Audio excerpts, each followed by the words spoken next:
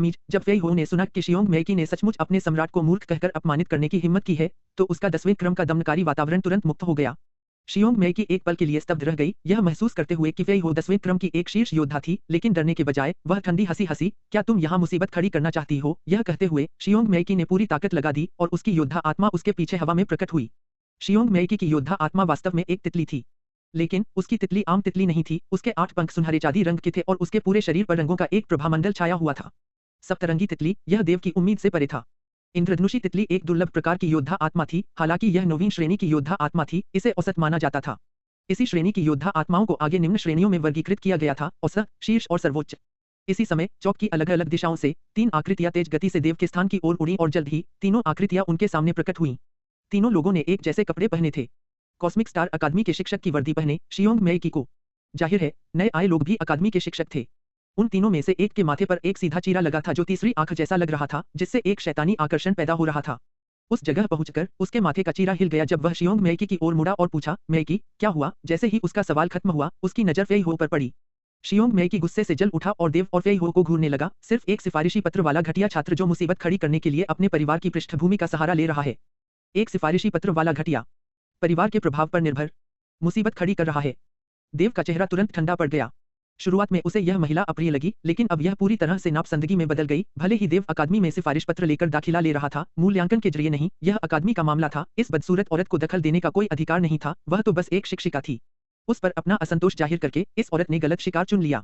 ओह, तो सिफारिश पत्र लेकर आना एक बेकार छात्र है। बच्चे, अगर तुम कोई गड़बड़ कर रहे हो, तो तुम गलत जगह ढूंढ लाए हो। तुम इधर उधर क्यों नहीं देखते और समझ नहीं पाते कि तुम कहाँ खड़े हो? जोंग युआन नाम के उस आदमी ने देव पर चिल्लाया और ठंडे स्वर में बोला, अब घुटनों के बल बैठकर शिक्षक शियाओंग से माफी मांगो और हम इस मामले को माफ कर देंगे, वरना।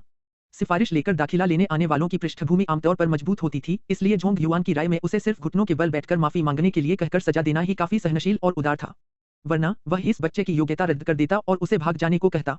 घुटनों के बल बैठकर माफी मांगो। जब फेई हो और दोनों पहरेदारों ने सुना कि वह आदमी चाहता है कि देव घुटने टेक कर माफी मांगे, तो उनका गुस्सा भड़क उठा और इस समय देव ने अपना ध्यान जोंग युआन पर केंद्रित कर लिया। शियोंग मेइकी की ओर इशारा करते हुए उसने व्यंग्यात्मक लहजे में कहा, मैं तुम्हें और इस मादा भालू को भी एक विकल्प देता हूँ, घुटने टेक कर मुझसे माफी मांगो, वरना। देव की आंखों में एक ठंडी, तीखी रोशनी चमक उठी। चूंकि ये दोनों उसके दोस्त थे और उसे परेशान कर रहे थे, इसलिए वह उनकी इच्छाएं पूरी करेगा। सिर्फ इसलिए कि अतीत में किसी ने ऐसा करने की हिम्मत नहीं की, इसका मतलब यह नहीं कि भविष्य में कोई ऐसा करने की हिम्मत नहीं करेगा। इस समय तक अपने परिवार के साथ पंजीकरण कराने आए लोग उनके चारों ओर जमा हो गए थे। यह सुनकर कि देव 2 शिक्षकों से घुटने टेककर माफी मांगना चाहता था, भीड़ में हैरानी भरी सांसें गूंज उठीं। यह भाई तो बहुत ही कमाल का है। शियोंग मेइकी और जोंग युआन अचेत होकर गिर पड़े, उनके चेहरे गुस्से से लाल हो गए और गहरे बैंगनी रंग में बदल गए। सिफारिश पत्र पर भरोसा करना कितना बेशर्मी भरा था, और उसने उन्हें घुटने टेककर माफी मांगने को कहने की हिम्मत की। जियोंग मेइकी ने देव की ओर इशारा किया, उसकी कामुक छाती ऊपर नीचे हो रही थी और वह चिल्लाई, मैं अभी तुम्हारी योग्यता रद्द कर रही हूँ, अपने 3 गुलामों के साथ यहाँ से निकल जाओ। देव ने मजाक उड़ाया, तुम मेरी योग्यता रद्द करना चाहते हो?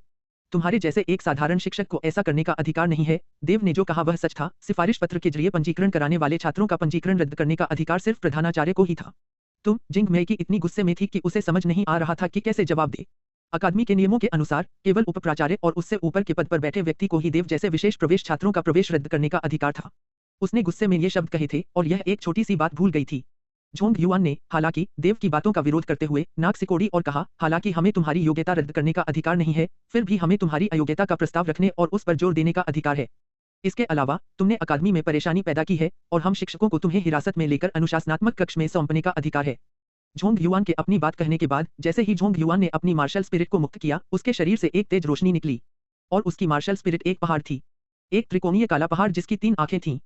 3 आंखों वाला काला पहाड़। फेई हो की रजत नदी की युद्ध भावना की तरह 3 आंखों वाला काला पर्वत भी प्रकृति पर आधारित एक युद्ध भावना थी। फेई हो की रजत नदी एक प्राकृतिक नदी का एक रूप थी और 3 आंखों वाला काला पर्वत एक परिवर्तनशील पर्वत से उत्पन्न हुआ था। जोंग युआन ने अपनी युद्ध भावनाएं छोड़ते ही तुरंत आत्मा रूपांतरित कर ली। उनका शरीर काले कवच की एक परत से ढक गया और उन्होंने देव पर प्रहार किया। हालांकि जोंग युआन ने कहा कि वह देव को रोकना चाहता था, लेकिन उसका प्रहार इतना शक्तिशाली था कि देव को मार डाला जा सकता था और ज्यादा संभावना यह थी कि अगर शियाओलोंग मौत से बच भी जाता तो भी वह अपंग हो जाता। यह सुनकर देव और भी ठंडा पड़ गया और धीरे धीरे उसके मुंह से शब्द निकले, मार डालो उसे। हाँ युवा गुरु। फेई हो देव के इस निर्देश का इंतजार कर रहा था, उसने जोर से स्वीकार किया। उसने अपनी रजत नदी की युद्ध भावना छोड़ दी और आत्मा रूपांतरित हो गया, मुक्का मारा और सीधे प्रतिद्वंद्वी से भिड़ गया। मार्शल के महल के 2 पहरेदारों ने शियोंग मेइकी और बाकी 2 शिक्षकों से मुकाबला किया। धमाका। जोंग युआन और फेई हो के हमले के टकराने पर तेज धमाके हुए और जोंग युआन लड़खड़ाते हुए पीछे की ओर गिरता हुआ दिखाई दिया। उसकी रक्षा करने वाला काला कवच काफी धुंधला हो गया।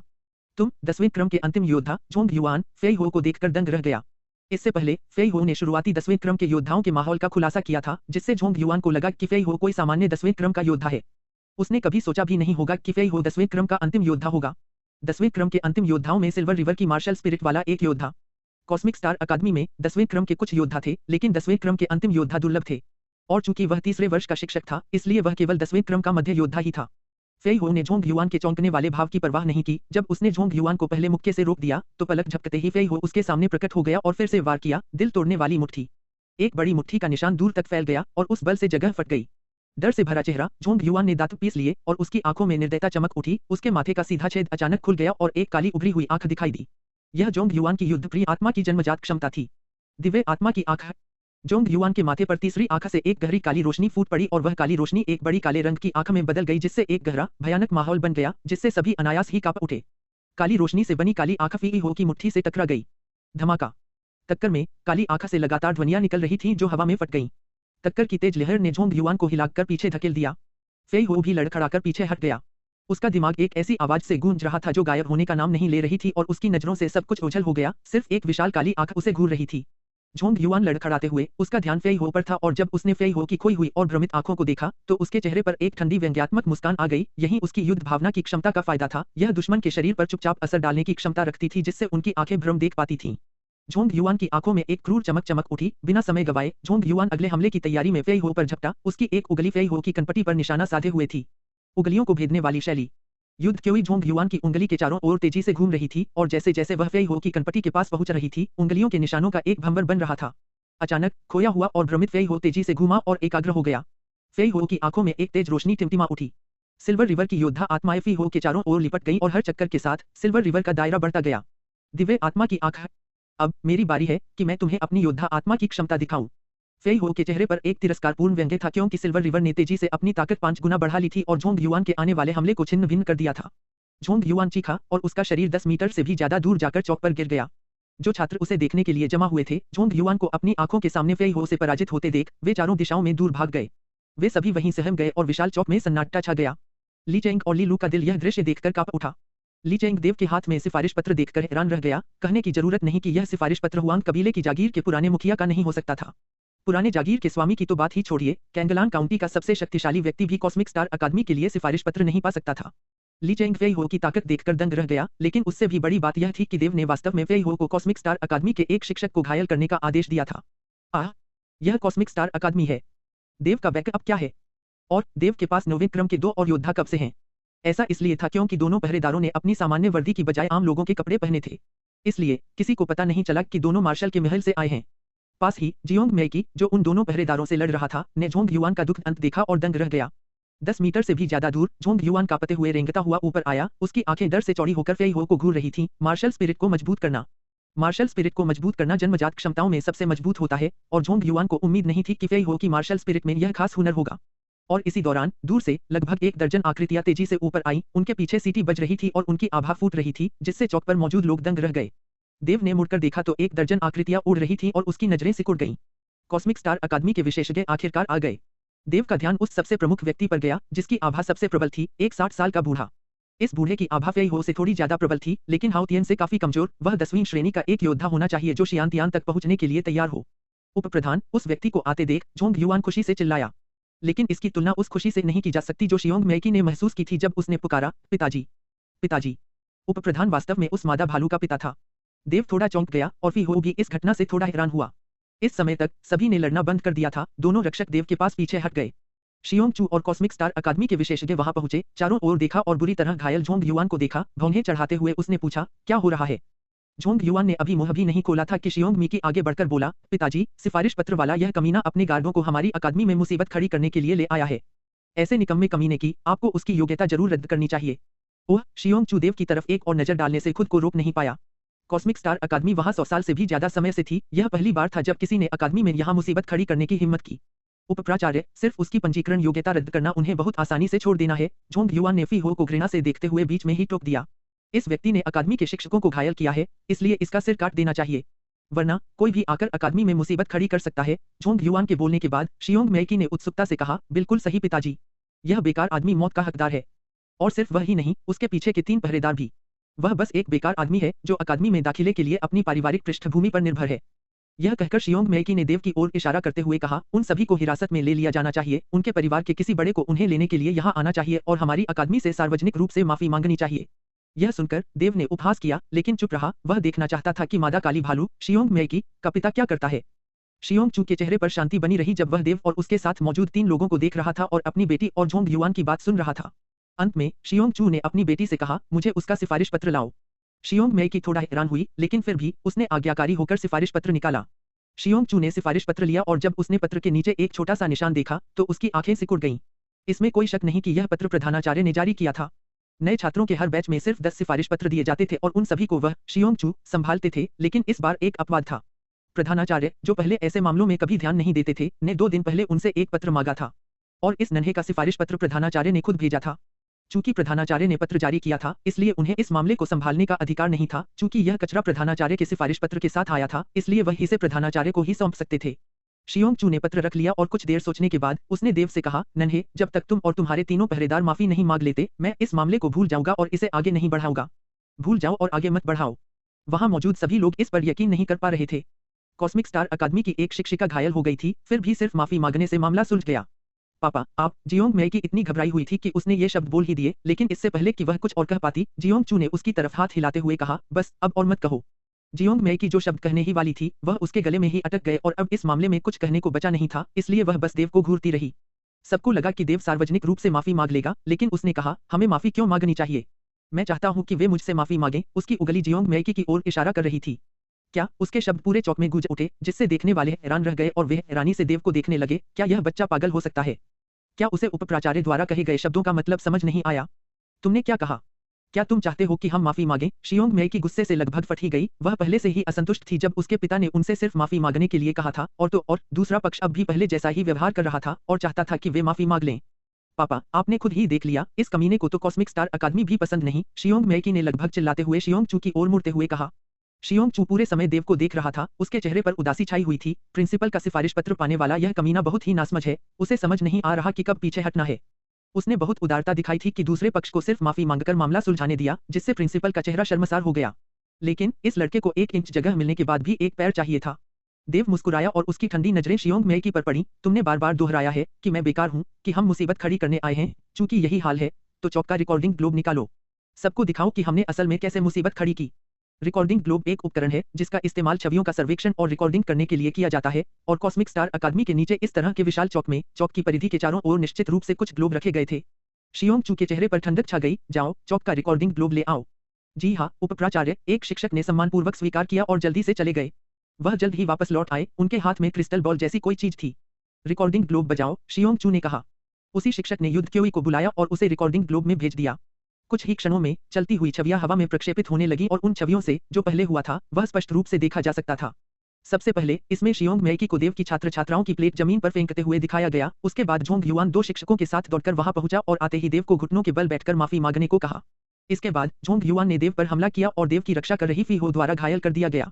जैसे जैसे तस्वीरें सामने आई, शियोंग मेकी और झोंग युआन उदास होते गए। कोड़े मारे गए।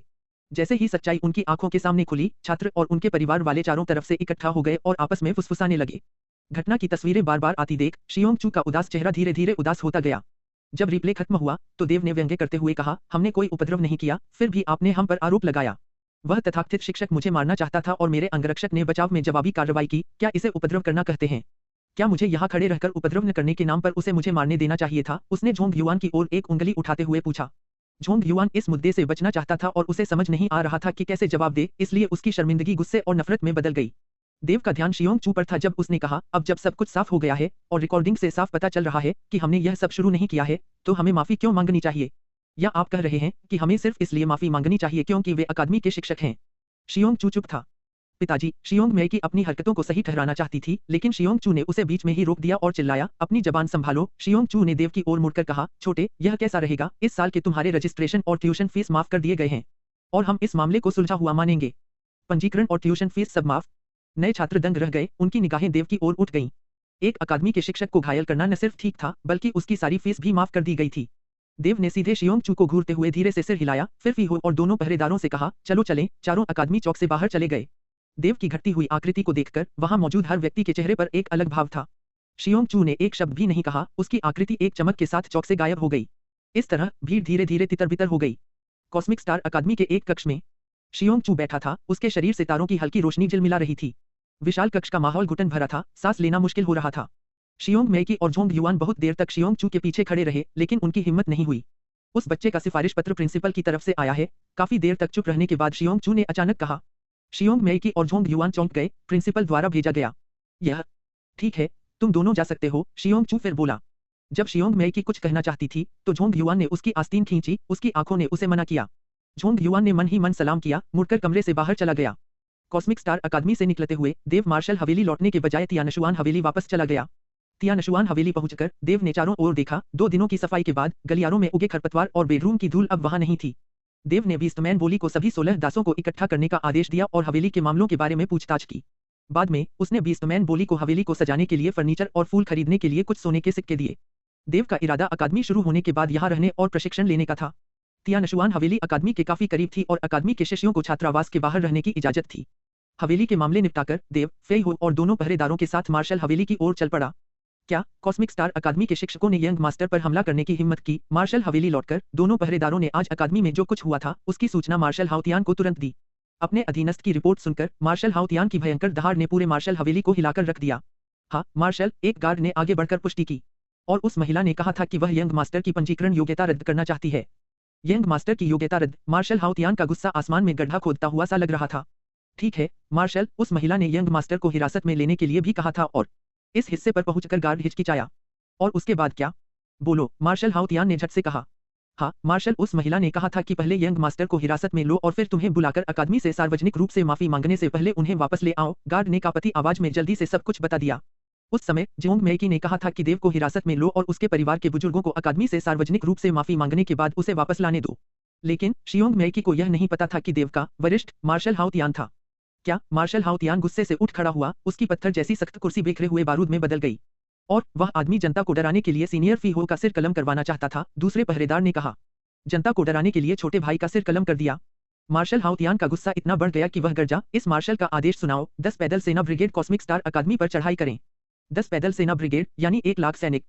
कॉस्मिक स्टार अकादमी पर दबाव बनाने के लिए 1 लाख सैनिक।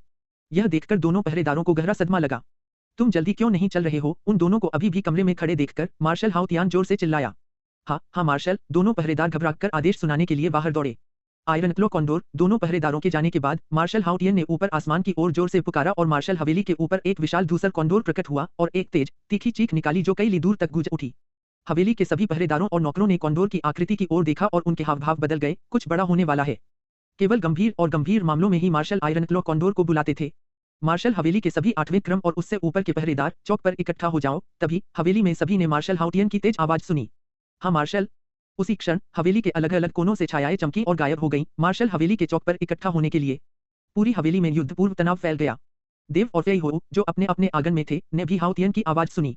चलो चलकर देखते हैं। देव और फेई हो चौक पर पहुंचे और मार्शल को देखा जो 1 लाख सैनिकों को कॉस्मिक स्टार अकादमी ले जाने के लिए तैयार था।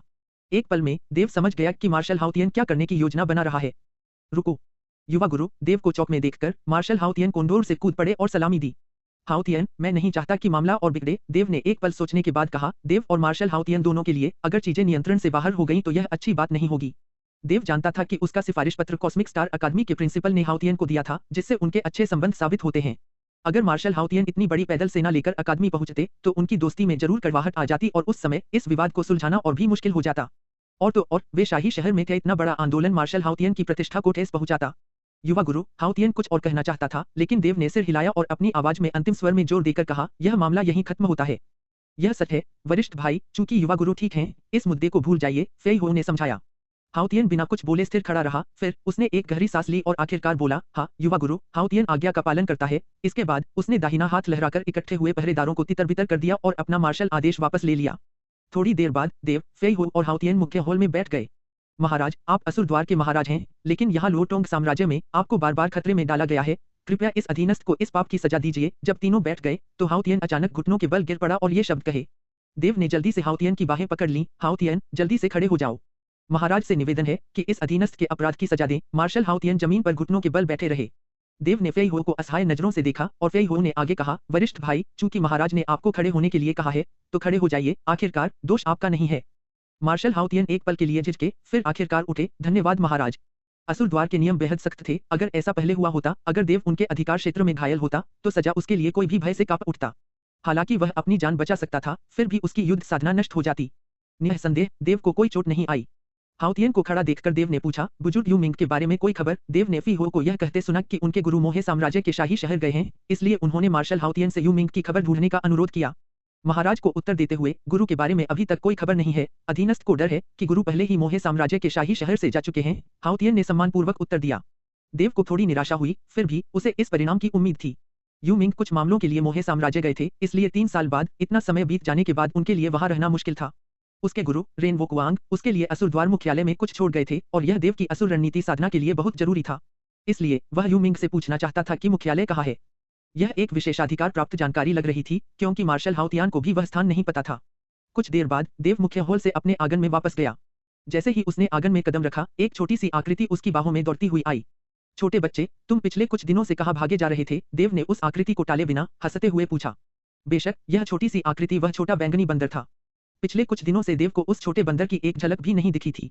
हा, देव के कंधे पर बैठा छोटा बैंगनी बंदर किंकी करते हुए जोर जोर से इशारे करने लगा।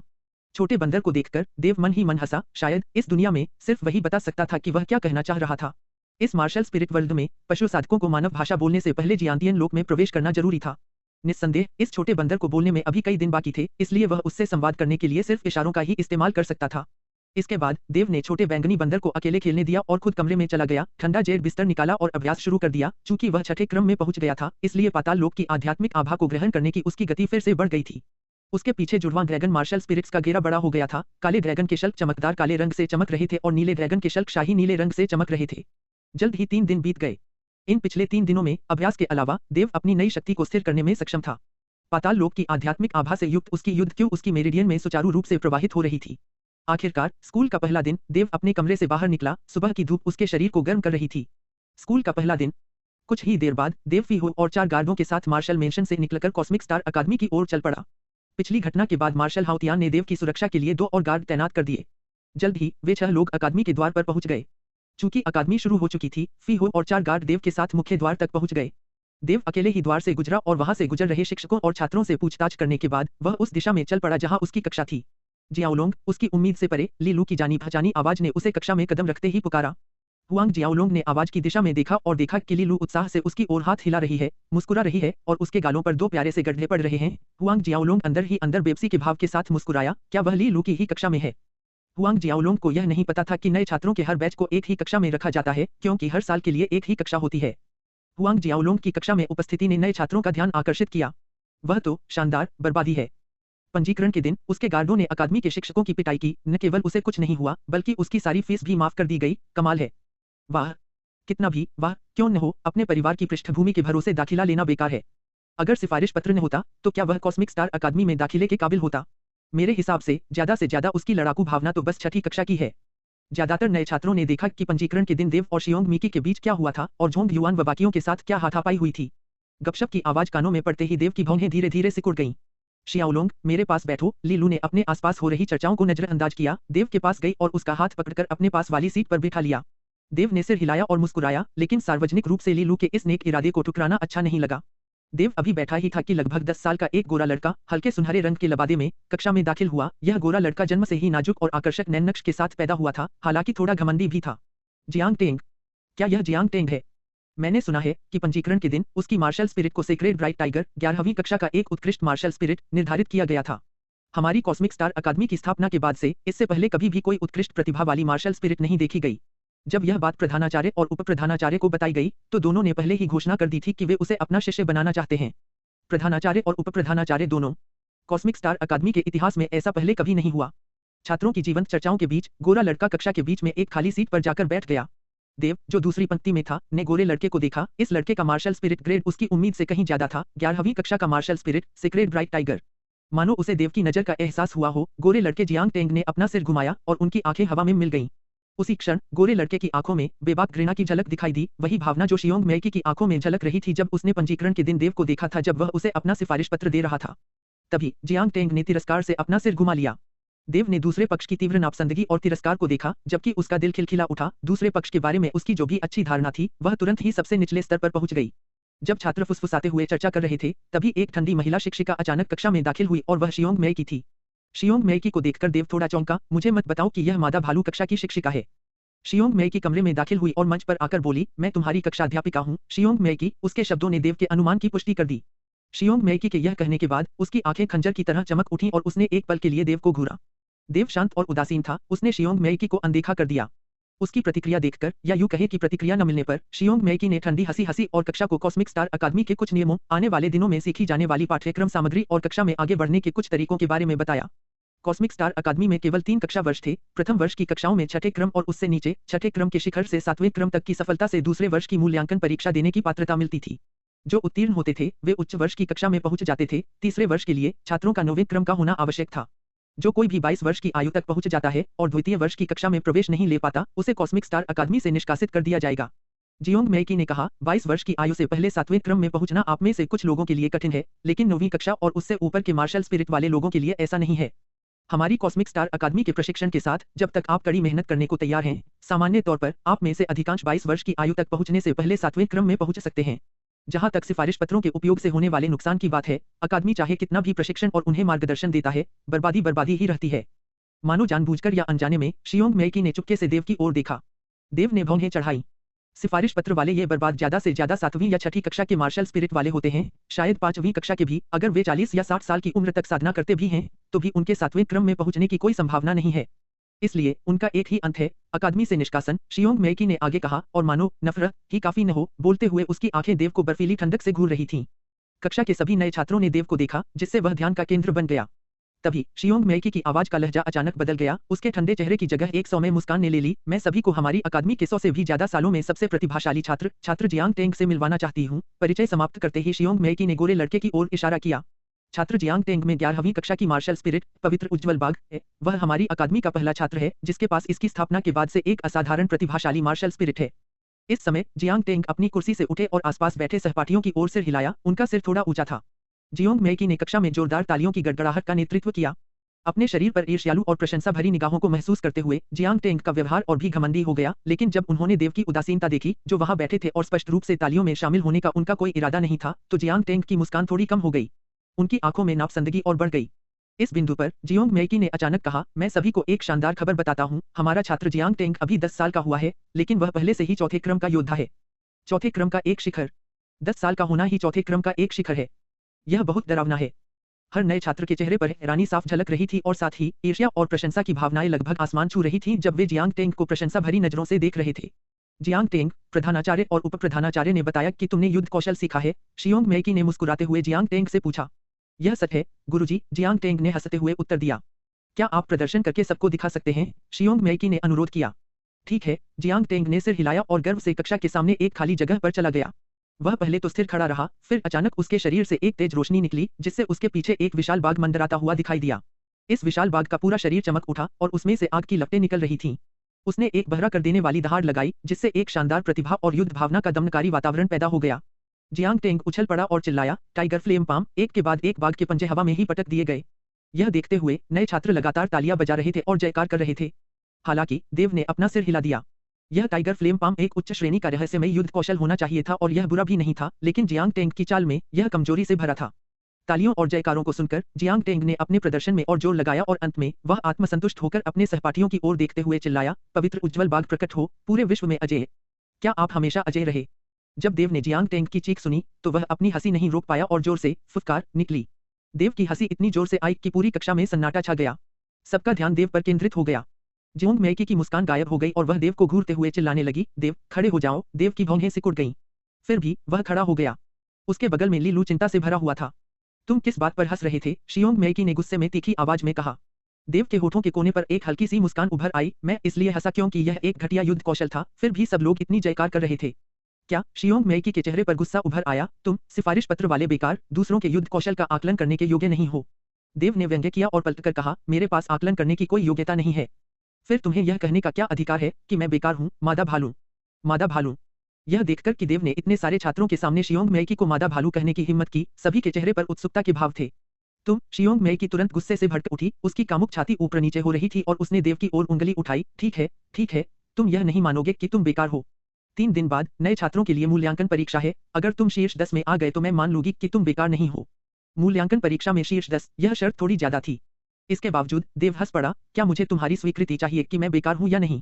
ठीक है, अगर मैं मूल्यांकन परीक्षा में शीर्ष 10 में से किसी एक में आ गया तो मैं चाहता हूं कि तुम अकादमी के चौक में घुटने टेककर भालू की तरह 3 बार गुर्राओ। भालू की तरह 3 बार गुर्राओ।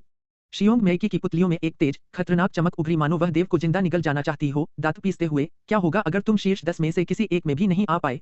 अगर मैं फेल हो गई तो मैं स्वेच्छा से स्कूल छोड़ दूंगी और अकादमी के चौक में घुटने टेककर 3 बार कुत्ते की तरह भौंकूंगी। देव की ठंडी आवाज सुनाई दी। शियोंग मेइकी का उदास चेहरा अनिर्णय से बदल गया। कैसा रहेगा, हिम्मत नहीं है क्या? देव मुस्कुराया। ठीक है। शियोंग मेइकी ने अपने होंठ काटे और सहमति जताई। उसकी आंखों में एक निर्मम चमक दौड़ी और तेजी से गायब हो गई। उसने यह मानने से ही इनकार कर दिया कि परिवार की पृष्ठभूमि के आधार पर कोई बेकार व्यक्ति मूल्यांकन में शीर्ष 10 स्थानों में से एक में प्रवेश कर सकता है। यह देखकर कि शियोंग मेइकी दांत पीसते हुए सहमत हो गई, देव ने अंदर से व्यंग्य किया और कक्षा के दरवाजे की ओर चल दिया। रुको, कहाँ जा रहे हो? शियोंग मेइकी चिल्लाई। क्या मुझे तुम्हें बताना होगा कि मैं कहाँ जा रही हूँ? देव यह सुनकर रुक गया और कक्षा से बाहर जाने लगा, लेकिन जब वह जियांग टेंग के पास से गुजरा तो देव बुदबुदाया, एक आत्मधर्मी मूर्ख। देव के शब्दों का अर्थ समझ आने पर जियांग टेंग का चेहरा सख्त हो गया, फिर लाल हो गया। सिफारिश के जरिए आई एक बर्बादी ने उसे सचमुच डांटा, उसे सबके सामने मूर्ख कहा। उसके शरीर के चारों ओर एक तेज रोशनी टिमटिमा रही थी, जो क्रोध से जल रही थी जब उसने देव की पीठ की ओर देखा। उस दूर जाती हुई आकृति को देख रहा था जिसने उसे अनदेखा कर दिया था और गुस्से से घुट रहा था जिसे वह बाहर नहीं निकाल पा रहा था। कक्षा से बाहर निकलते हुए देव पुस्तकालय की ओर चल पड़ा। आखिरकार इससे कोई फर्क नहीं पड़ता था कि वह कक्षा में बैठता है या नहीं। दरअसल उसे लगा कि यही बेहतर है, वह अपनी मनचाही जानकारी ढूंढने के लिए पुस्तकालय जा सकता है। पुस्तकालय शियाओलोंग की कक्षा से बहुत दूर था। पुस्तकालय में प्रवेश करते हुए उसने सत्यापन के लिए अपना छात्र टोकन निकाला। सत्यापन पास करने के बाद उसने मार्शल आत्माओं के बारे में किताबों वाली शेल्फ ढूंढी और अचानक मार्शल आत्माओं के प्रकार नामक एक किताब उठाई और पढ़ना शुरू कर दिया। इस किताब में मूलतः विभिन्न प्रकार की मार्शल आत्माओं और उनकी कुछ जन्मजात अलौकिक क्षमताओं का वर्णन था। देव की स्मरण शक्ति हमेशा से ही बहुत अच्छी रही थी, वह तेज गति से पन्ने पलटता रहता था। कुछ ही क्षणों बाद उसने पढ़ना समाप्त कर लिया और इस दुनिया की मार्शल आत्माओं के बारे में कुछ समझ हासिल कर ली। मार्शल आत्माओं के प्रकार के बाद देव ने विभिन्न मार्शल आत्माओं के स्तर नामक एक किताब ली, जिसमें मार्शल आत्माओं के स्तरों और उनकी साधना प्रगति के बीच के अंतर का मूल्यांकन किया गया था। जुड़वा मार्शल आत्माएं। जब वह आखिरी पृष्ठ पर पहुंचा तो वहां जुड़वा मार्शल आत्माओं के बारे में कुछ संकेत थे जिन्हें देव ने ध्यान से पढ़ा और विशेष ध्यान दिया। एक ही प्रकार की जुड़वा मार्शल आत्माएं मिलकर एक हो सकती हैं या उन्हें दो अलग अलग संस्थाओं के रूप में अलग किया जा सकता है। इस पैराग्राफ ने देव को चकित कर दिया। जुड़वा मार्शल आत्माएं एक हो सकती हैं। कोई आश्चर्य नहीं कि शुरुआती दिनों में जब उनकी मार्शल आत्माएं अभी अभी जागृत हुई थीं, तो वे एक संयुक्त अवस्था में थीं। जब उन्होंने चौथे क्रम में प्रवेश किया तो उनकी जुड़वा ड्रैगन मार्शल आत्माएं दो स्वतंत्र संस्थाओं में विभाजित हो गईं।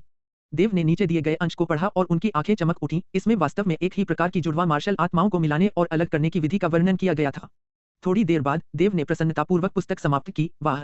इस विधि से वह अपनी मार्शल आत्माओं को एक साथ मिला सकते थे, फिर उन्हें भविष्य में ताकि कोई भी उसके रहस्य का पता न लगा सके। उसने विधि समझाने वाले पैराग्राफ को दोबारा पढ़ा, हर शब्द को अपने दिमाग में बिठाया और फिर उन अलमारियों की ओर बढ़ा जहां जानवरों की भाषा के पाठ्य पुस्तकें रखी थीं। सिल्वरमून फॉरेस्ट में मिले नक्शे पर जानवरों की भाषा के पैटर्न का अनुसरण करते हुए उसने उन्हें एक एक करके जांचा।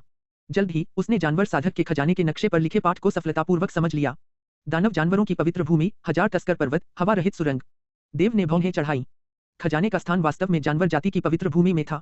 इस दुनिया में दानव जानवरों की जाति सामान्य जानवरों से बड़ी और अधिक शक्तिशाली थी और वे मनुष्यों से घृणा करते थे। उनकी पवित्र भूमि में प्रवेश करना बहुत कठिन था। कम से कम वर्तमान शियाओलोंग के लिए तो यह असंभव था। शब्दों का अनुवाद समाप्त करने के बाद दोपहर हो चुकी थी। देव पुस्तकालय से बाहर निकल गया और कक्षा में लौटने के बजाय अकादमी से बाहर निकल गया। जब वह अकादमी से बाहर आया तो फेई हो और तीनों पहरेदारों ने उसे तुरंत देख लिया और जल्दी से उसके पास पहुंचे। युवा गुरु। देव ने सिर हिलाया, चलो चलें, और वह उन चारों को तियानशुआन हवेली ले आया। रास्ते में फेई हो खुद को रोक नहीं पाया, इसलिए उसने पूछा, युवा गुरु, अकादमी अभी खत्म नहीं हुई है, आप पहले ही बाहर कैसे आ गए? बाकी 4 पहरेदारों ने भी देव को जिज्ञासा से देखा, उनके मन में भी यही संदेह था। देव ने समझाया, पंजीकरण वाले दिन वाली वह मादा भालू मेरी कक्षा की शिक्षिका है। क्या? वह मादा भालू युवा गुरु की कक्षा की शिक्षिका है? फेई हो स्तब्ध रह गया, फिर उसकी आवाज उदास हो गई और उसने पूछा, युवा गुरु, क्या उसने आज कक्षा में आपके लिए चीजें मुश्किल बना दी? देव हंसा, कुछ उपहास तो होना ही था। फिर देव ने 3 दिन बाद नए छात्रों के मूल्यांकन में जो कुछ हुआ और शियोंग मेई के साथ अपनी शर्त का सारांश दिया। जब फेई हो ने यह सुना तो वह जोर से हंसने से खुद को रोक नहीं पाया। वह पहले से ही कल्पना कर सकता था कि 3 दिन बाद शियोंग मेई की चौक पर घुटनों के बल बैठी होगी और भालू की तरह गुर्रा रही होगी।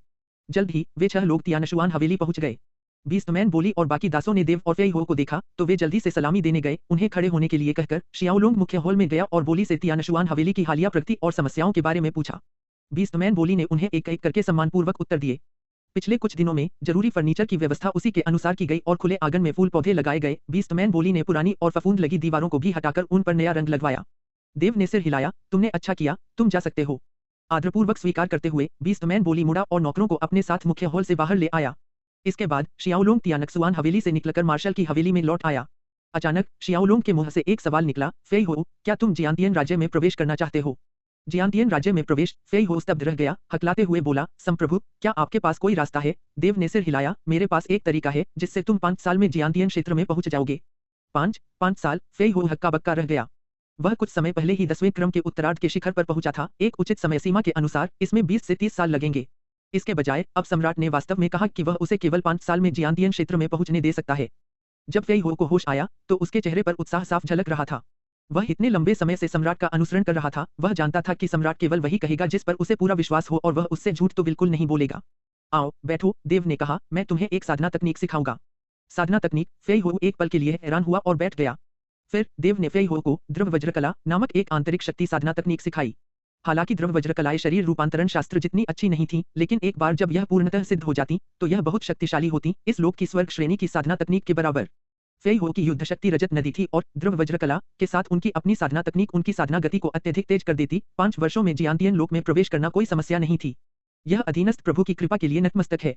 द्रव वज्रकला याद करने के बाद फेई हो कृतज्ञता में घुटनों के बल बैठ गए और प्रतिज्ञा की, यह अधीनस्थ सदैव प्रभु का अनुसरण करेगा। देव ने हाथ हिलाकर फेई हो को खड़ा होने में मदद की। उन्हें फेई हो की निष्ठा पर भरोसा था, अन्यथा उन्होंने फेई हो को द्रव वज्रकला नहीं सिखाई होती।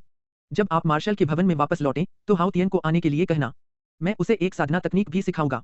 यह अधीनस्थ वरिष्ठ भाई की ओर से सम्राट को धन्यवाद देता है। फेई हो के चेहरे पर प्रसन्नता झलक रही थी और वह देव को फिर से धन्यवाद देने के लिए घुटनों के बल बैठ गया। फेई हो को खड़े होने के लिए कहकर उसने तकनीक की कुछ गहनताएं तब तक समझाई जब तक कि फेई हो उन्हें समझने नहीं लगा। फिर उसने फेई हो को अपनी योजना के बारे में बताया कि वह और दास खरीदेगा और उन्हें अपनी शक्ति बनाने के लिए प्रशिक्षित करेगा। महाराज निश्चिंत रहें, फेई हो यह कार्य संभालेगा, फेई हो ने आत्मविश्वास से कहा। देव ने सिर हिलाया और फेई हो को जाने दिया। फेई हो के जाने के बाद देव कुछ देर के लिए असुर के आंसुओं का अभ्यास करने के लिए आंगन में गया। फिर उसने अपने पिछले जीवन से ज्ञात कौशलों का अभ्यास जारी रखा, ethereal palm, execute demon sword, Lohan fist आदि। और अकादमी के दोपहर के क्लास सत्र की बात करें तो शियाओलोंग ने जाने की जहमत नहीं उठाई। सच तो यह था कि उसने कॉस्मिक स्टार अकादमी में दाखिला इसलिए लिया क्योंकि ड्रैगन फ्लेम वैली उसके शरीर को संयमित कर सकती थी और उसकी युद्ध क्यूई को बढ़ा सकती थी, और कक्षा प्रतियोगिता, वर्ष प्रतियोगिता और अकादमी की समग्र प्रतियोगिता के पुरस्कारों का आकर्षण, ग्रेड 4 और 5 स्पिरिट डे, और हाँ, डुआनरिन साम्राज्य के शाही नगर युद्ध में भाग लेने के लिए प्रतिनिधि स्थान। उसके लिए कक्षाओं में जाना समय की बर्बादी के बराबर था, उसे बस कक्षा और वर्ष प्रतियोगिताओं में उपस्थित होकर भाग लेना था। दोपहर इससे शियाओंग मेई भी नाराज हो गया, और भी ज्यादा तब हुआ जब उसने देखा कि देव दोपहर की कक्षा में अनुपस्थित था, क्योंकि उसने उसे अनदेखा किया था और सुबह कक्षा से चला गया था। यह बेकार है, 3 दिन बाद मैं देखूंगी कि तुम चौक में कुत्ते की तरह कैसे भौंकते हो। शियोंग मेई की इस दृश्य के बारे में सोचकर हंस पड़ी, लेकिन जब उसे याद आया कि देव ने उसे मादा भालू उपनाम दिया था तो उसका गुस्सा फिर से लौट आया। अब मादा भालू उपनाम अकादमी में फैल गया था। तियानशुआन हवेली में जब शियाओलोंग का प्रशिक्षण पूरा हो गया तो फेई हो मार्शल हाओतियान के साथ पहुंचे। स्पष्ट रूप से फेई हो ने हाओतियान को पहले ही बता दिया था कि देव उन्हें एक साधना तकनीक सिखाने वाले हैं, क्योंकि देव ने उन्हें देखकर उत्साहित दिख रहे थे। और देव ने मार्शल हाओतियान को 5 यांग युक्ति नामक एक साधना तकनीक सिखाई। मार्शल हाओतियान को जियांतियान प्रथम श्रेणी से जियांतियान द्वितीय श्रेणी तक पहुंचने में 30 साल लगे, इससे वह तृतीय श्रेणी तक पहुंचने के समय को कम से कम आधा कर सके। हालांकि 1 दर्जन साल बहुत लंबे लगते थे, लेकिन इतने समय में जियांतियान द्वितीय श्रेणी से तृतीय श्रेणी तक पहुंचना एक अद्भुत परिणाम था। कुछ लोगों को, जिनकी 11वीं कक्षा की मार्शल स्पिरिट्स होती हैं, आगे बढ़ने के लिए उतना ही या उससे भी ज्यादा समय की आवश्यकता होती है। जियांतियान तृतीय क्रम।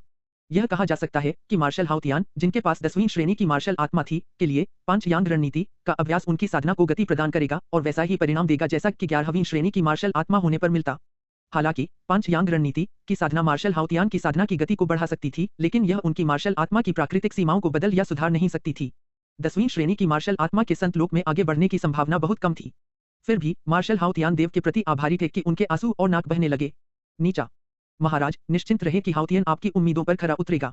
मैं तीसरे क्रम में पहुंचने के लिए कड़ी मेहनत करूंगा। 5 यांग युक्ति को याद करने के बाद मार्शल हाओतियन कृतज्ञता में झुके। देव ने सिर हिलाया और मार्शल हाओतियन को उठने में मदद की। कुछ देर बाद मार्शल हाओतियन तियानक्सुआन हवेली से चले गए और शियाओलोंग ने उनसे अनुरोध किया कि वे किसी को भेजकर उस छोटे बैंगनी बंदर को नई हवेली में ले आए। देव अपने कमरे में लौटे और मार्शल के जाने के बाद ठंडा जेड बिस्तर निकाला और जुड़वां ड्रैगन को पुकारा, लेकिन यह अभ्यास के लिए नहीं था। उन्होंने आज पुस्तकालय में पढ़ी विधि का पालन किया और अपनी युद्ध क्यू को धीरे धीरे चलाया, जुड़वां ड्रैगन को उसी तरह मिलाने की कोशिश की जैसे वे पहली बार दिखाई दिए थे। जैसे ही जियाओलोंग ने अपनी युद्ध क्यूई का प्रयोग किया, एक काले और एक नीले ड्रैगन का शरीर धीरे धीरे कुंडलित होकर एक साथ जुड़ गया, जैसे काला और नीला प्रकाश टिमटिमा रहा हो, एक हो रहा हो, और अचानक एक चमकदार रोशनी चमक उठी और यह विलय सफलतापूर्वक एक सर्प के बजाय एक 2 सिर वाले ड्रैगन में बदल गया। जब जुड़वा ड्रैगन एक शरीर में विलीन हो गए तो ड्रैगन की दमनकारी आभा बढ़ गई, यहाँ तक कि उसका शरीर का भार भी बड़ा हो गया। लेकिन इस अवस्था में पाताल लोक की आध्यात्मिक आभा को अवशोषित करने की गति थोड़ी धीमी हो गई। हुआंग जियाओलोंग ने इस अंतर को महसूस किया। सफल विलय के बाद हुआंग जियाओलोंग ने असुर युक्तियों का अभ्यास किया और शरीर कायापलट शास्त्र का पालन जारी रखा। उन्हें लगा कि बहुत जल्द ही उनकी मेरिडियन तारों की परिवर्तनकारी शक्ति के चौथे चरण तक पहुंच जाएगी और वे सच्चे पांचवें चरण में प्रवेश कर सकते हैं। चौथे चरण की मध्याह्न रेखाएं खुलते ही देव की आंतरिक शक्ति बहुत बढ़ जाती थी और उस समय युद्ध क्योई के बिना भी केवल आंतरिक शक्ति के बल पर वह छठे क्रम और उससे नीचे के योद्धाओं को परास्त कर सकता था। समय बीतता गया और 3 दिन बीते। पिछले 3 दिनों से देव तियानक्सुआन हवेली में ही रहा और अभ्यास करता रहा और किसी भी कक्षा में शामिल नहीं हुआ, जिससे शियाओंग मेई की गुस्से से दांत पीस रही थी। लेकिन एक नए बेकार छात्र के मूल्यांकन में शीर्ष 10 में स्थान पाने की असंभवता के बारे में सोचकर यह संतुलन बिगड़ गया। इस दिन शियाओलोंग अपने कमरे से बाहर आया और अपने अंगों को फैलाया। आज नए छात्रों का मूल्यांकन है। ऊपर चमकते आकाश को देखते हुए वह वास्तव में इसका बेसब्री से इंतजार कर रहा था। आंगन से बाहर निकलते हुए फेई हो काफी देर से सम्मानपूर्वक प्रतीक्षा कर रहा था। चलो हम अकादमी जा रहे हैं, देव ने कहा। हाँ महाराज। जब देव अकादमी पहुंचे तो शियोंग मेई की और नए छात्रों का समूह पहले से ही चौक में इकट्ठा था और देव के आगमन पर सभी की निगाहें उनकी ओर टिक गईं। मुझे उम्मीद नहीं थी कि तुम रजिस्ट्रेशन के लिए सिफारिश पत्र लेकर इतनी बर्बादी की हिम्मत करोगे, देव को आते देख शियोंग मेई की ने ठंडी आवाज में उसका मजाक उड़ाया। देव हल्के से हंसा, मैं आने की हिम्मत क्यों नहीं करूंगा। बाद में जब मैं मूल्यांकन में शीर्ष 10 में आऊंगा तो मुझे डर है कि तुम अपनी बात से मुकर जाओगे। शियोंग मेई की पुतलियों पर एक तेज रोशनी चमकी। मैं शियोंग मेई की अपनी बात से कभी नहीं मुकरूंगा। देव भीड़ में चला गया और वहीं खड़ा रहा। और इसी समय गोरा लड़का जियांग टेंग देव को नापसंदगी से घूरता रहा, फिर मुंह फेर लिया। देव का चेहरा स्थिर रहा। और इसी समय लीलू चिंता से भरी हुई देव के पास आई और बोली, शियोंग मेई की, क्या तुम सचमुच शीर्ष 10 में आ सकते हो। उस साल जब देव ने हुआंग कबीले की जागीर की वार्षिक सभा में हुआंग वेई को हराने के लिए अपनी प्रारंभिक चतुर्थ क्रम शक्ति का प्रदर्शन किया तो लीलू को इसके बारे में पता नहीं था। चिंता मत करो, देव ने लीलू को सांत्वना भरी नजरों से देखा और उसे चिंता न करने के लिए कहा। कुछ देर बाद यह देखकर कि सभी आ गए हैं, शियोंग मेई की ने नए छात्रों के मूल्यांकन के नियम और मानदंड समझाना शुरू किया। नए छात्रों की शक्ति का परीक्षण करने के लिए उन्हें आपस में लड़ने देना सबसे अच्छा तरीका था। इसलिए नए छात्रों का मूल्यांकन उन्हें एक दूसरे के खिलाफ लड़ने देना था। प्रत्येक समूह को 5 समूहों में विभाजित किया गया और प्रतिद्वंद्वी का चयन लॉटरी द्वारा किया गया। एक समूह का विजेता अगले दौर की लड़ाई में प्रवेश करता है, जिससे अंत में शीर्ष 10 छात्रों का निर्धारण होता है। और लड़ाई प्रतियोगिता का स्थान अकादमी का चौक था। चूंकि यह नए छात्रों के मूल्यांकन का दिन था, इसलिए वहां कई पुराने छात्र, पूर्व प्रथम वर्ष के छात्र, द्वितीय वर्ष के छात्र और तृतीय वर्ष के छात्र सब मौजूद थे। हालांकि जैसे ही शियोंग मेई की ने मूल्यांकन प्रक्रिया के बारे में अपनी व्याख्या समाप्त की, एक आवाज सुनाई दी, शिक्षक शियोंग, यह बहुत परेशानी भरा है। ऐसा क्यों न हो, मैं सभी छात्रों की चुनौतियां स्वीकार करूंगी। कोई छात्र मेरे हमलों के सामने जितना अधिक देर तक टिकेगा, उसका स्थान उतना ही ऊंचा होगा। सभी आश्चर्यचकित थे और जहां से आवाज आ रही थी वहां देखा कि बोलने वाला जियांग टेंग था। जैसे ही जियांग टेंग का शब्द चौक में गूंजा, वहां मौजूद वरिष्ठ छात्रों में हलचल मच गई। यह बच्चा वही है जिसके बारे में कहा जाता था कि उसके पास अद्भुत युद्ध शक्ति है, पवित्र उज्ज्वल बाघ जियांग टेंग। सचमुच पागल। वह तो सभी नए छात्रों की चुनौतियों का अकेले ही सामना करने की योजना बना रहा है। लोग घमंडी होते हैं क्योंकि उनके पास ताकत होती है। वरिष्ठ छात्रों के बीच धीमी आवाज में चर्चा हुई और शियोंग मेई की दंग रह गई। क्या जियांग टेंग अकेले ही सभी नए छात्रों की चुनौतियों का सामना करना चाहता था। नए छात्रों के इस बैच में लगभग 100 लोग थे। चौक के एक कोने में 2 लंबे चौड़े बूढ़े खड़े थे। उनमें से एक कॉस्मिक स्टार अकादमी के उपप्राचार्य शियोंग चू थे, जबकि दूसरे बूढ़े की बड़ी बड़ी आंखें थीं। खासकर उसके कान, जो एक सामान्य व्यक्ति के कान से लगभग 2 गुने बड़े थे, एक नजर में ही उसे उनकी यादों में अंकित कर देते थे। प्राचार्य, जियांग टेंग अभी जवान है, थोड़ा ज्यादा ही हृष्टपुष्ट, शियोंग चू ने उस बूढ़े से कहा। हालांकि वह हृष्टपुष्ट है, फिर भी लगभग 100 नए छात्र हैं, वह उनकी सभी चुनौतियों को कैसे स्वीकार कर सकता है। दूसरे बूढ़े कॉस्मिक स्टार अकादमी के प्रधानाचार्य सुन झांग थे। सुन झांग जरा भी परेशान नहीं हुए। कोई बात नहीं, सब बच्चे हैं, जवानी के जोश से भरपूर होना बहुत सामान्य बात है। और तो और जियांग टेंग में गजब का लड़ाकू स्वभाव है। हालांकि नए छात्र बहुत ज्यादा हैं, फिर भी पवित्र उज्ज्वल बाघ की क्षमता को कम मत समझिए। सुन झांग का मूल अर्थ यह था कि जियांग टेंग की वर्तमान क्षमता नए छात्रों की चुनौतियों का आसानी से सामना कर सकती है।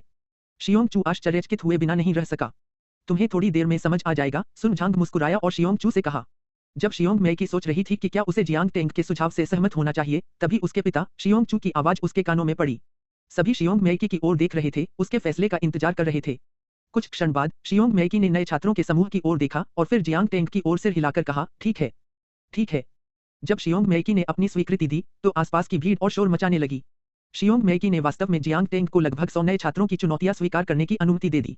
शियोंग मेई की आगे बढ़ी और अपने दोनों हाथ हिलाकर चौक पर 10 मीटर चौड़ा एक घेरा बना दिया। युद्ध प्रतियोगिता का क्षेत्र रिंग के भीतर होगा और जो बाहर निकलेगा उसे हारा हुआ माना जाएगा।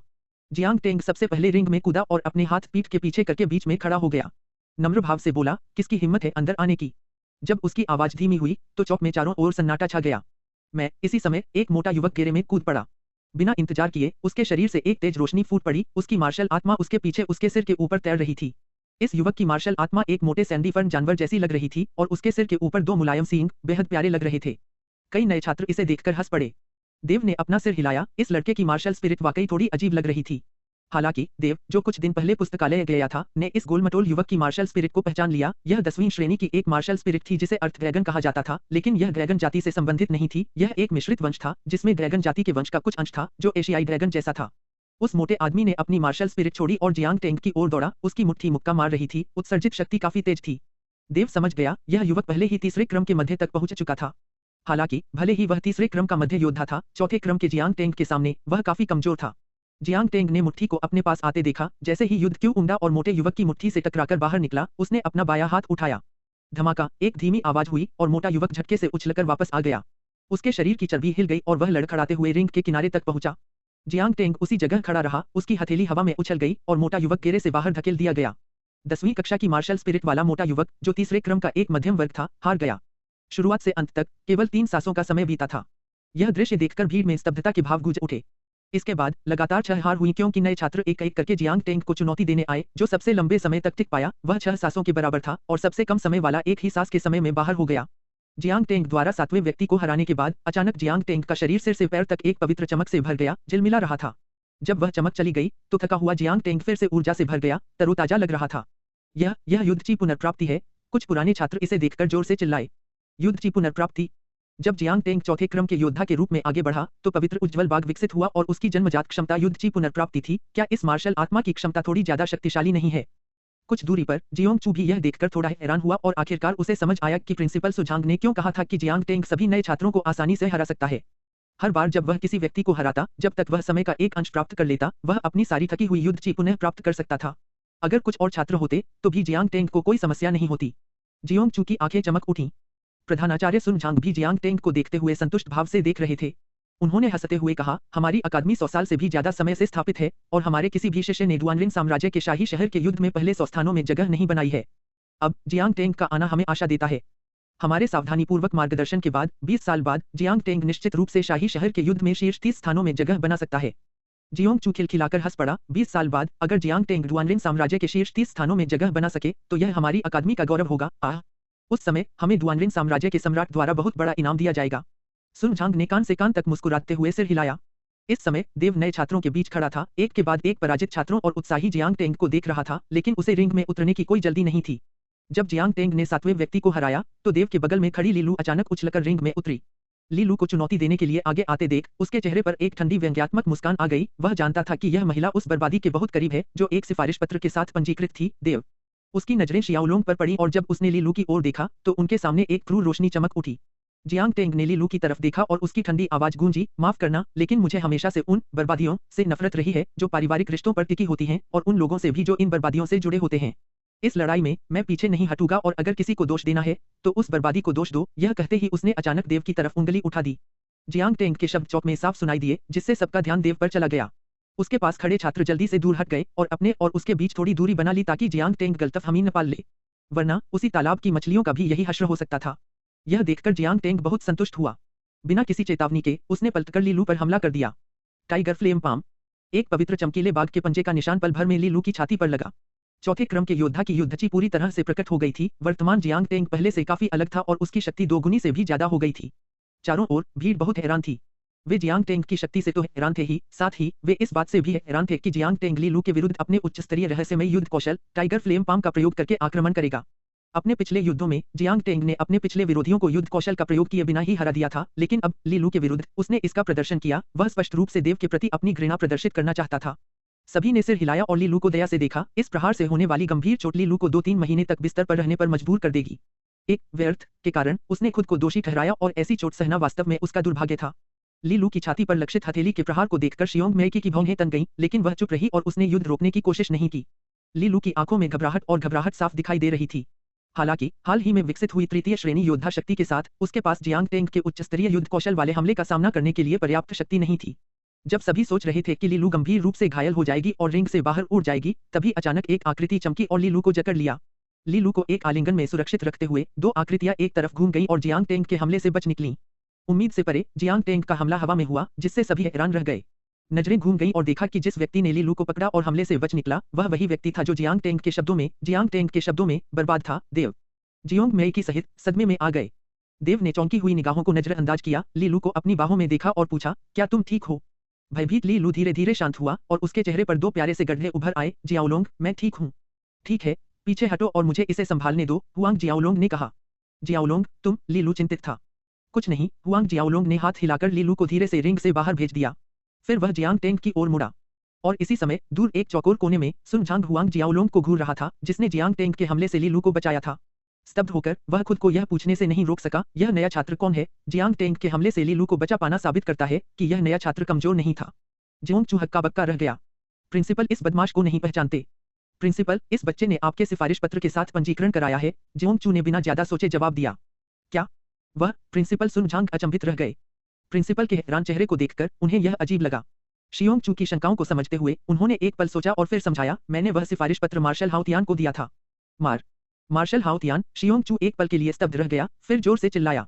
दरअसल यह मार्शल हाउतियान ही थे जो पिछले 2 राजाओं से सैकड़ों ब्रिगेडों की कमान संभाल रहे थे। वही मार्शल हाउतियान जो राजा के नीचे थे और हजारों सैनिकों को नियंत्रित करते थे। शियोंग चू के माथे पर पसीने की एक परत उभर आई। शुक्र है उन्होंने देव की पंजीकरण योग्यता रद्द नहीं की और नहीं 3 रक्षकों को मारने की गलती की, वरना। जैसे ही उसके विचार इस बिंदु पर पहुंचे उसकी पीठ ठंडी हो गई और उसकी त्वचा पर रुंगटे खड़े हो गए। कॉस्मिक स्टार अकादमी राज्य की पहली अकादमी थी और पूरे राज्य में अकादमी को केवल 2 लोगों से ही डर था, लुओटोंग राज्य के राजा और मार्शल हाउतियान।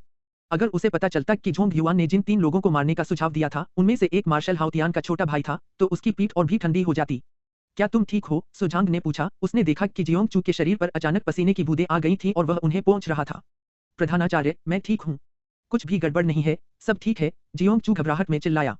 सुन झांग ने इस पर आगे नहीं बढ़ा और एक बार फिर अपना ध्यान कुछ दूरी पर रिंग में जियांग टेंग और देव पर केंद्रित किया और कहा, हाउतियान उस बुजुर्ग ने तो असल में इस छोटे बच्चे की सिफारिश की थी, लगता है उनका रिश्ता कोई साधारण रिश्ता नहीं है।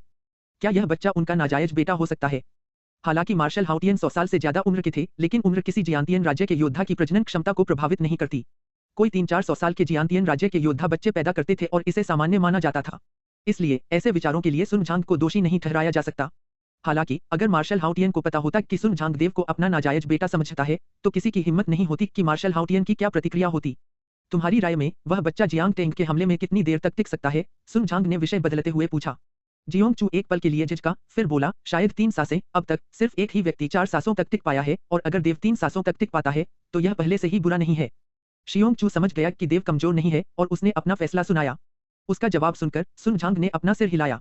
सुन झांग को अपना सिर हिलाते देखकर उसने उसकी बात गलत समझी और हिम्मत करके पूछा, क्या प्रिंसिपल का मतलब यह है कि देव सिर्फ 2 सांसों तक ही टिक सकता है? नहीं, उसे 4 सांसों तक ही टिकना चाहिए, सुन झांग ने स्पष्ट किया। क्या 4 सांसें? शियोंग चू को यकीन करना थोड़ा मुश्किल लगा। उसे लगा कि देव 3 सांसें ही टिक सकता है, पर प्रिंसिपल ने तो 4 सांसें ही कह दी। अगर देव वाकई इतनी देर तक टिक सकता तो न सिर्फ वह बेकार नहीं होता, बल्कि नए छात्रों में शीर्ष 20 में भी शामिल हो सकता था। सुन झांग और शियोंग चू की बातचीत किसी ने नहीं सुनी। मंच पर जब वे बातचीत कर रहे थे, जियांग टेंग देव को घूर रहा था। उसकी आवाज ठंडी थी और उसने कहा, तुम आखिरकार बाहर आ ही गए। मुझे लगा था कि तुम अपनी छुपकर बाहर आने की हिम्मत नहीं करोगे। अगर ऐसा है तो तुम न सिर्फ बेकार हो, बल्कि एक बेकार कायर बेकार हो। देव ने व्यंग्य किया और जवाब दिया, इस दुनिया में सचमुच बहुत से आत्मधर्मी मूर्ख हैं। बोलते बोलते उसे याद आया कि जियांग टेंग ने कुछ दिन पहले क्या कहा था जब वह अपने युद्ध कौशल टाइगर फ्लेम पाम का प्रदर्शन कर रहा था। इसलिए देव ने मजाक करते हुए कहा, पवित्र उज्ज्वल बाग प्रकट हुआ है, पूरी दुनिया में अजेय। जियांग टेंग का चेहरा मुड़ते ही बदसूरत हो गया। उसके पूरे शरीर से पवित्र युद्ध क्यों फूट पड़ा और उसकी युद्ध भावना पवित्र उज्ज्वल बाग प्रकट हुई और आकाश में एक भयंकर गर्जना की। आकाश धुंधला सा हो गया और काले बादल गिर आए। एक बाघ के क्रोध ने मौसम बदल दिया। जियांग टेंग ने अब अपनी ताकत नहीं रोकी और उसका आभामंडल बढ़ता ही गया, ली लू के खिलाफ लड़ते समय की तुलना में कहीं अधिक भयावह। अब मैं तुम्हें यह दिखाऊंगा कि मुझ जैसे अकादमी के 100 साल में एक बार आने वाले प्रतिभाशाली व्यक्ति, जिसके पास एक अद्भुत युद्ध भावना है, और तुम्हारे बीच कितना बड़ा अंतर है, जो एक सिफारिश पत्र के माध्यम से आने वाला एक बेकार व्यक्ति है। जियांग टेंग ने ठंडी मुस्कान दी। जैसे ही वह उछलकर देव के सामने उतरा, उसकी पुतलियों में एक ठंडी सुनहरी रोशनी चमक उठी। तेज। बड़े छात्रों में से कुछ ही लोग उसकी हरकतें समझ पाए। आसपास के छात्र हैरान रह गए। उन्हें उम्मीद नहीं थी कि जियांग टेंग पूरी ताकत से इतना ताकतवर है, कुछ पूर्व प्रथम वर्ष के छात्रों से कमजोर नहीं। जियांग टेंग देव से 2 मीटर दूर गिरा। उसकी आंखों में एक तेज रोशनी चमक उठी। अचानक एक हथेली देव की छाती पर आकर गिरी। देव ने जियांग टेंग की हथेली को अपनी छाती पर आते देखा। अचानक शियाओलोंग के शरीर से एक तेज युद्ध क्यों आभा फूट पड़ी, मानो कोई टूटा हुआ बांध हो, मानो 1000 साल पुराना ज्वालामुखी फटा हो। यह इतना अचानक और इतना चौंकाने वाला था कि किसी के प्रतिक्रिया करने से पहले ही देव ने मुक्का मार दिया। उसकी मुट्ठी से निकली रोशनी आसमान तक पहुंची और पलक झपकते ही जियांग टेंग के धड़ पर जा लगी। धमाका। एक धमाका हुआ, जियांग टेंग दर्द से चीखा और उसका छोटा सा शरीर पीछे की ओर लड़खड़ाने लगा। उसके हर कदम के साथ उसके मुंह से खून की धार फूट पड़ी। आखिरकार 10 कदम से ज्यादा चलने के बाद वह रुका। उसके शरीर को ढकी पवित्र रोशनी झटके से बिखर गई। उसके पीछे पवित्र चमकीला बाघ मंद पड़ गया। एक बाघ की शक्ति लुप्त होकर एक बीमार बिल्ली में बदल गई। सभी उपस्थित लोग स्तब्ध रह गए। चौक में सन्नाटा छा गया, मानो समय थम सा गया हो, गतिहीन। चाहे प्रथम वर्ष के नए छात्र हों या पुराने छात्र, जो कुछ हुआ था उसे देखकर सभी अस्थायी रूप से अपना दिमाग खो बैठे थे। उनके मन में एक खालीपन के अलावा केवल सफेद खालीपन था। अद्भुत प्रतिभा और युद्ध भावना के धनी, पवित्र चमकीला बाघ, चौथे क्रम का योद्धा, जियांग टेंग, कॉस्मिक स्टार अकादमी का 100 वर्षों से भी अधिक समय में सबसे प्रतिभाशाली, हार गया। एक मुक्का। असंभव, ऐसा हो ही नहीं सकता। क्या उसने सिफारिश पत्र के साथ पंजीकरण नहीं कराया था? वह जियांग टेंग को कैसे हरा सकता है? जियोंग मेई की वहीं जड़वत हो गई। उसने इनकार में अपना सिर हिलाया। जो उसने अभी अभी देखा था उस पर विश्वास करने से इनकार कर दिया। दूर कोने में सुझांग के मुंह से अभी अभी 4 सांसें शब्द निकले थे और स्तब्ध होकर वह शियोंग चू की ओर मुड़ा, जिसके मुंह में ओ का निशान बन गया था। उसका जबड़ा लगभग गिर गया था। 4 चरमदेर चौथे क्रम। शियोंग चू की जबान लड़खड़ा गई। देव ने अभी जो मुक्का मारा था उसमें चरमदेर चौथे क्रम की युद्ध ची थी। जियांग टेंग ने अपने हाथ के पिछले हिस्से से उसके मुंह से खून पोंछा और उसके वस्त्र पर खून के भद्दे धब्बे देखे। यह मेरा खून है। रिंग के आसपास के अन्य लोगों की तरह उसे विश्वास ही नहीं हो रहा था कि उसे चोट लगी है। यह सुनकर देव ने ठंडे स्वर में उपहास किया, अगर तुम्हारे मुंह से बह रहा खून तुम्हारा नहीं है तो क्या यह मेरा है? जैसे ही उसका सवाल खत्म हुआ, देव बिना किसी जल्दबाजी के जियांग टेंग की ओर चल पड़ा। जियांग टेंग ने सचमुच डर दिखाया जब उसने देव को आते देखा और अनायास ही पीछे हट गया। पहले का घमंड और अहंकार पूरी तरह से गायब हो गया था और उसकी जगह अबाधित भय ने ले ली थी। हाँ, भय। Peak late fourth order. Peak late fourth order, यह निकम्मा पीक लेट फोर्थ ऑर्डर योद्धा कैसे हो सकता है? उसने मन ही मन बुदबुदाया, बार बार यही बात दोहराते हुए। इस समय तक भी स्थिति ने उसे अभी तक प्रभावित नहीं किया था। उसका मन यह मानने पर अड़ा हुआ था कि अकादमी में सिफारिश पत्र लेकर दाखिला लेने वाले सभी लोग बेकार हैं। बेकार। जियांग टेंग के बुदबुदाते शब्दों को सुनकर देव की छवि चमक उठी। एक हथेली ने प्रहार किया जिससे जियांग टेंग चौंक गया। जब तक उसने उसे रोकने के लिए अपने हाथ ऊपर उठाने की कोशिश की, देव की हथेली उसकी छाती से टकरा चुकी थी। पापा। जोरदार हमले की आवाज में हड्डियों के टूटने की आवाज भी शामिल थी। देव की हथेली से प्रहार पाकर जियांग टेंग को ऐसा लगा जैसे उसके सारे अंदरूनी अंग चकनाचूर हो गए हों। एक भयानक ऊर्जा उसके शरीर में छेद कर रही थी, लगातार उसके अंदरूनी हिस्सों को काट रही थी और चीर रही थी। दुर्भाग्य से जैसे ही उसके मुंह से एक दर्दनाक कराह निकलने ही वाली थी, देव ने दूसरी हथेली से वार किया, फिर तीसरी, 5वीं हथेली से। कुछ ही देर में देव ने जियांग टेंग पर 1 दर्जन से ज्यादा वार किए। एक के बाद एक हड्डियां टूटती हुई पिपीपाला की आवाज गूंज उठी। देव ने यह सुनिश्चित किया कि उसके वार 10 से ज्यादा वार करने के बाद भी जियांग टेंग रिंग एरिया से बाहर न गिरे, लेकिन तब तक जियांग टेंग की छाती धंस चुकी थी और जियांग टेंग पके हुए झींगे की तरह दर्द से झुक गया। देव की हथेली से निकली भयानक ऊर्जा उसके अंदरूनी हिस्सों को चीरती रही। दर्द के नीचे आखिरकार जियांग टेंग की आंखों से आंसू बह निकले। वह दुर्लभ, महाप्रतिभाशाली, जो 100 साल में भी एक मिलना मुश्किल है, जिसने सभी नए छात्रों को चुनौती देने और 7 लोगों को सीधे हराने का साहस किया, अब देव ने उसे तब तक पीटा जब तक वह रो नहीं पड़ा। सब झुके और रोते हुए जियांग टेंग को देख रहे थे, फिर भी किसी को उसकी कोई परवाह नहीं थी। चारों ओर घबराहट से गले गले हो रहे थे। यह कोई युद्ध का आकलन नहीं था, यह बस एक भयानक प्रहार था। कुछ नए छात्रों ने अपना सिर घुमा लिया, वे अब और देखना बर्दाश्त नहीं कर सकते थे। मैं जियांग टेंग ने संघर्ष किया, अपनी सारी ऊर्जा लगाकर चिल्लाने और अपनी हार स्वीकार करने की कोशिश की, लेकिन वाक्य कहने से पहले ही देव ने एक और हथेली का प्रहार किया जिससे उसकी बात कट गई। बस रुको, मैंने कहा था रुको। इस समय स्तब्ध शियांग मेई को आखिरकार होश आया और वह गुस्से से चिल्लाई, फिर उसकी हथेली अलग हो गई। जियांग टेंग देव से 2 मीटर दूर गिरा। उसकी आंखों में एक तेज रोशनी चमक उठी। अचानक एक हथेली देव की छाती पर आकर गिरी। देव ने जियांग टेंग की हथेली को अपनी छाती पर आते देखा। अचानक शियाओलुंग के शरीर से एक तेज युद्ध की आभा फूट पड़ी, मानो कोई टूटा हुआ बांध हो, मानो 1000 साल पुराना ज्वालामुखी फटा हो। यह इतना अचानक और इतना चौंकाने वाला था कि किसी के प्रतिक्रिया करने से पहले ही देव ने मुक्का मार दिया। उसकी मुट्ठी से निकली रोशनी आसमान तक पहुंची और पलक झपकते ही जियांग टेंग के धड़ पर जा लगी। धमाका। एक धमाका हुआ, जियांग टेंग दर्द से चीखा और उसका छोटा सा शरीर पीछे की ओर लड़खड़ाने लगा। उसके हर कदम के साथ उसके मुंह से खून की धार फूट पड़ी। आखिरकार 10 कदम से ज्यादा चलने के बाद वह रुका। उसके शरीर को ढकी पवित्र रोशनी झटके से बिखर गई। उसके पीछे पवित्र चमकीला बाघ मंद पड़ गया। एक बाघ की शक्ति लुप्त होकर एक बीमार बिल्ली में बदल गई। सभी उपस्थित लोग स्तब्ध रह गए। चौक में सन्नाटा छा गया, मानो समय थम सा गया हो, गतिहीन। चाहे प्रथम वर्ष के नए छात्र हों या पुराने छात्र, जो कुछ हुआ था उसे देखकर सभी अस्थायी रूप से अपना दिमाग खो बैठे थे। उनके मन में एक खालीपन के अलावा केवल सफेद खालीपन था। अद्भुत प्रतिभा और युद्ध भावना के धनी, पवित्र चमकीला बाघ, चौथे क्रम का योद्धा, जियांग टेंग, कॉस्मिक स्टार अकादमी का 100 वर्षों से भी अधिक समय में सबसे प्रतिभाशाली, हार गया। एक मुक्का। असंभव, ऐसा हो ही नहीं सकता। क्या उसने सिफारिश पत्र के साथ पंजीकरण नहीं कराया था? वह जियांग टेंग को कैसे हरा सकता है? जियोंग मेई की वहीं जड़वत हो गई। उसने इनकार में अपना सिर हिलाया। जो उसने अभी अभी देखा था उस पर विश्वास करने से इनकार कर दिया।